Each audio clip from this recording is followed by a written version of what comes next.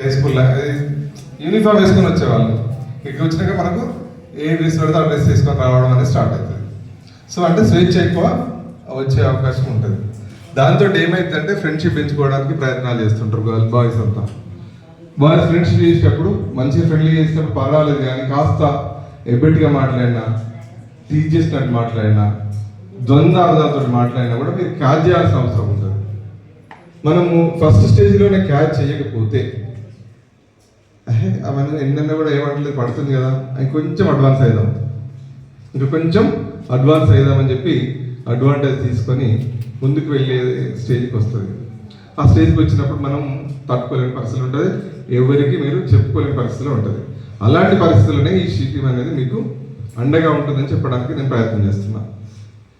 ప్రతి ఒక్కరి దగ్గర షీటీం నెంబర్ ఉంటే చాలా బెస్ట్. ఆ నెంబర్కి మీరు మెసేజ్ పెడితే మీకు ఏ ప్రాబ్లం వచ్చినా కూడా దాన్ని సీక్రెట్గా ఎంక్వైరీ చేసే అవకాశం ఉంటుంది.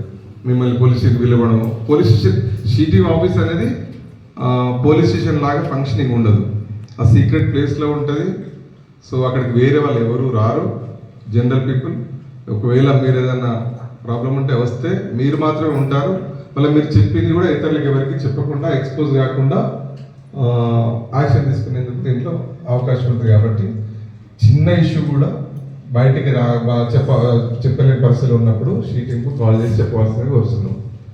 అలాగే మేజర్గా మనము మహిళలు ఎదుర్కొనే ప్రాంతాలు ఏవంటే, ఫస్ట్ ఇండ్లు, రెసిడెన్స్, మన రెసిడెన్స్ చుట్టుపక్కల మన ఏజ్ గ్రూప్ వాళ్ళు కావచ్చు, మనకన్నా పెద్దవాళ్ళు కావచ్చు, వాళ్ళు అమ్మాయిలను వాళ్ళలో వేసుకోవడానికి, అమ్మాయిలు లోపరుచుకోవడానికి ప్రయత్నం చేస్తుంటారు.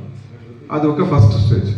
దాని తర్వాత ఇంటి నుంచి వెళ్ళి కాలేజీకి రావాలి. కాలేజీకి రావాలంటే మోడ్ ఆఫ్ ట్రాన్స్పోర్ట్ ఉంటుంది. ట్రాన్స్పోర్ట్లో ఏంటిది, ఆటోలో రావచ్చు, బస్సులలో రావచ్చు. బస్సు రావాలంటే బస్ స్టాండ్లో వెయిట్ చేస్తుండొచ్చు. సో అక్కడ కూడా బాయ్స్ నుండి ఇబ్బంది పెట్టే అవకాశం ఉంటుంది.